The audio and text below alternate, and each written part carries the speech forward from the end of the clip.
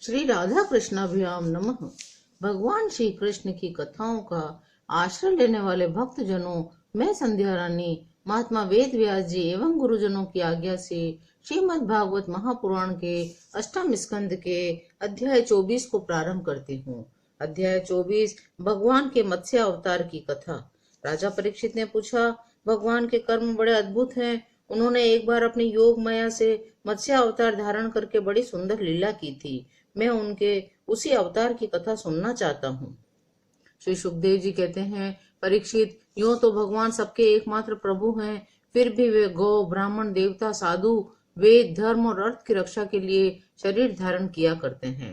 पिछले कल्प के अंत में ब्रह्मा जी के सो जाने के कारण ब्राह्मण नामक नैमित्तिक प्रलय हुआ था। उसी समय भूरलोक आदि सारे लोग समुद्र में डूब गए थे।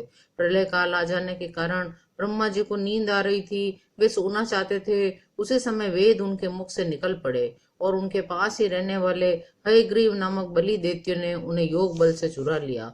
सर्वशक्तिमान भगवान श्री हरि ने दानव राज हयग्रीव की वह चेष्टा जान ली, इसलिए उन्होंने मत्स्य अवतार ग्रहण किया। परीक्षित, उस समय सत्यव्रत नाम के एक बड़े उदार एवं भगवत परायण राजर्षि केवल जल पीकर तपस्या कर रहे थे। वही सत्यव्रत वर्तमान महाकल्प में विवस्वान सूर्य के पुत्र श्राद्ध देव के नाम से विख्यात हुए। उन्हें भगवान ने विवस्वत मनु बना दिया। एक दिन वे राजर्षि कृतमाला नदी में जल से तर्पण कर रहे थे। उसी समय उनकी अंजलि के जल में एक छोटी सी मछली आ गई। परीक्षित, द्रविड़ देश के राजा सत्यव्रत ने अपनी अंजलि में आई हुई मछली को जल के साथ ही फिर से नदी में डाल दिया। उस मछली ने बड़ी करुणा के साथ परम दयालु राजा सत्यव्रत से कहा, राजन, आप बड़े दीन दयालु हैं। आप जानते ही हैं कि जल में रहने वाले जंतु अपनी जाति वालों को भी खा डालते हैं। मैं उनके भय से अत्यंत व्याकुल हो रही हूँ। आप मुझे फिर इसी नदी के जल में क्यों छोड़ रहे हैं? राजा सत्यव्रत को इस बात का पता नहीं था कि स्वयं भगवान मुझ पर प्रसन्न होकर कृपा करने के लिए मछली के रूप में पधारे हैं। इसलिए उन्होंने उस मछली की रक्षा का मन ही मन संकल्प लिया। राजा सत्यव्रत ने उस मछली की अत्यंत दीनता से भरी बात सुनकर बड़ी दया से उसे अपने पात्र के जल में रख लिया और अपने आश्रम पर ले आए। आश्रम पर लाने के बाद एक रात में ही वो मछली उस कमंडलू में इतनी बढ़ गई कि उसमें उसके लिए स्थान ही न रहा। उस समय मछली ने राजा से कहा, अब तो इस कमंडलू में कष्ट पूर्वक भी नहीं रह सकती, अतः मेरे लिए कोई बड़ा सा स्थान नियत कर दे जहाँ मैं सुख पूर्वक रह सकूं। राजा सत्यव्रत ने मछली को कमंडलू से निकालकर एक बहुत बड़े पानी के मटके में रख दिया, परंतु वहां डालने पर वह मछली 2 ही 3 घड़ी में 3 हाथ की बढ़ गई।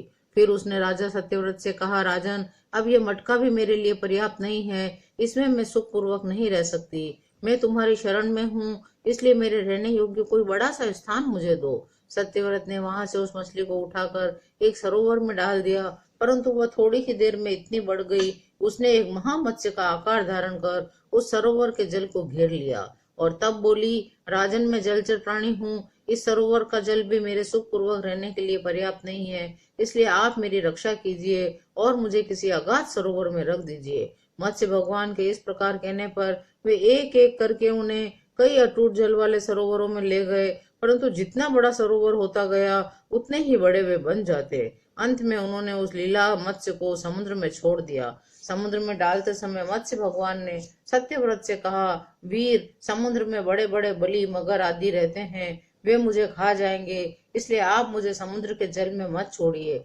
मत्स्य भगवान की ये मधुर वाणी सुनकर राजा सत्यव्रत मोह मुग्ध हो गए। उन्होंने कहा, मत्स्य का रूप धारण करके मुझे मोहित करने वाले आप कौन हैं? आपने एक ही दिन में 400 कोस के विस्तार का सरोवर घेर लिया। आज तक ऐसी शक्ति रखने वाला जलचर जीव तो न मैंने कभी देखा था और न ही सुना था। अवश्य ही आप साक्षात सर्वशक्तिमान, सर्वांतर्यामी, अविनाशी श्री हरि हैं। जीवों पर अनुग्रह करने के लिए ही आपने जलचर का रूप धारण किया है। यद्यपि आपके सभी लीला अवतार प्राणियों के अभ्युदय के लिए ही होते हैं, तथापि मैं यह जानना चाहता हूँ, आपने यह रूप किस उद्देश्य से ग्रहण किया है? आपने इस समय जो रूप धारण करके हमें दर्शन दिया है, यह बहुत ही अद्भुत है। श्री सुखदेव जी कहते हैं, परीक्षित, भगवान अपने अनन्य प्रेमी भक्तों पर अत्यंत प्रेम करते हैं। जब जगतपति मत्स्य भगवान ने अपने प्यारे भक्त राजर्षि सत्यव्रत की ये प्रार्थना सुनी, तो उनका प्रिय और हित करने के लिए, साथ ही कल्पांत के प्रलयकालीन समुद्र में विहार करने के लिए उनसे कहा। श्री भगवान ने कहा, सत्यव्रत, आज से 7वें दिन भूरलोक आदि तीनों लोग प्रलय के समुद्र में डूब जाएंगे। उस समय जब तीनों लोग प्रलय काल की जल राशि में डूबने लगेंगे, तब मेरी प्रेरणा से तुम्हारे पास एक बहुत बड़ी नौका आएगी। उस समय तुम समस्त प्राणियों के सूक्ष्म शरीरों को लेकर सप्तर्षियों के साथ उस नौका पर चढ़ जाना। समस्त धान्य तथा छोटे बड़े अन्य प्रकार के बीजों को साथ रख लेना। उस समय सब और एकमात्र महासागर लहराता होगा। प्रकाश नहीं होगा, केवल ऋषियों की दिव्य ज्योत के सहारे ही, बिना किसी प्रकार की विकलता के तुम उस बड़ी सी नाव पर चढ़कर चारों ओर विचरण करना। जब प्रचंड आंधी चलने के कारण नाव डगमगाने लगेगी, तब मैं इसी रूप में वहां आ जाऊंगा। तुम लोग वासुकी नाग के द्वारा उस नाव को मेरे सींग में बांध देना। सत्यव्रत, इसके बाद जब तक ब्रह्मा जी की रात रहेगी, तब तक मैं ऋषियों के साथ तुम्हें उस नाव में बैठाकर उसे खींचता हुआ समुद्र में विचरण करूंगा। उस समय जब तुम प्रश्न करोगे, तब मैं तुम्हें उपदेश दूंगा। मेरे अनुग्रह से मेरी वास्तविक महिमा, जिसका नाम परम ब्रह्म है, तुम्हारे हृदय में प्रकट हो जाएगी। तुम उसे ठीक ठीक जान लोगे। भगवान राजा सत्यव्रत को यह आदेश देकर अंतर्धान हो गए। अब राजा सत्यव्रत उसी समय की प्रतीक्षा करने लगे। कुशों का अग्रभाग पूर्व की ओर करके राजर्षि सत्यव्रत उन पर पूर्वोत्तर मुख से बैठ गए, मत्स्य रूपी भगवान के चरणों का चिंतन करने लगे। इतने में ही भगवान का बताया हुआ वह समय आ पहुंचा। राजा ने देखा कि समुद्र अपनी मर्यादा छोड़कर बढ़ रहा है। प्रलय काल के भयंकर मेघ वर्षा करने लगे हैं। देखते ही देखते सारी पृथ्वी डूबने लगी। तब राजा ने भगवान की आज्ञा का स्मरण किया और देखा कि नाव भी आ गई है। तब वे धान्य तथा अन्य बीजों को लेकर सप्तर्षियों के साथ उस पर सवार हो गए। सप्तऋषियों ने बड़े प्रेम से राजा सत्यव्रत से कहा, राजन, तुम भगवान का ही ध्यान करो, वे ही हमें इस संकट से बचाएंगे और हमारा कल्याण करेंगे। उनकी आज्ञा से राजा ने भगवान का ध्यान किया। उसी समय उस महान समुद्र में मत्स्य के रूप में भगवान प्रकट हुए। मत्स्य भगवान का शरीर सोने के समान दीप्यमान था। शरीर का विस्तार था 4 लाख कोस। उनके शरीर में एक बड़ा भारी सींग भी था। भगवान ने पहले जैसी आज्ञा दी थी, उसके अनुसार वह नौका वासुकी नाग के द्वारा भगवान के सींग में बांध दी गई। राजा सत्यव्रत ने प्रसन्न होकर भगवान की स्तुति की।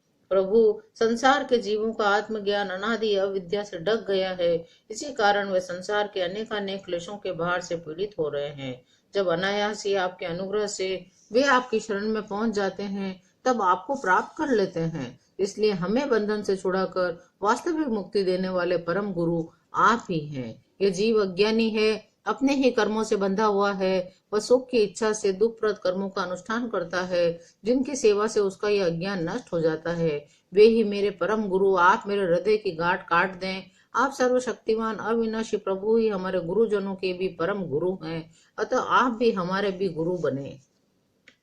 आप सर्वशक्तिमान है, मैं आपकी शरण ग्रहण करता हूँ। जैसे कोई अंधा अंधे को ही अपना पथ प्रदर्शक बना ले, वैसे ही अज्ञानी जीव अज्ञानी को ही अपना गुरु बनाते हैं। आप सूर्य के समान स्वयं प्रकाश और समस्त इंद्रियों के प्रेरक हैं। हम आत्म तत्व के जिज्ञासु आपको ही गुरु के रूप में वर्ण करते हैं। आप सारे लोक के सूर्योदय, प्रियतम ईश्वर और आत्मा हैं। गुरु, उसके द्वारा प्राप्त होने वाला ज्ञान और अभिष्ट की सिद्धि भी आपका ही स्वरूप है।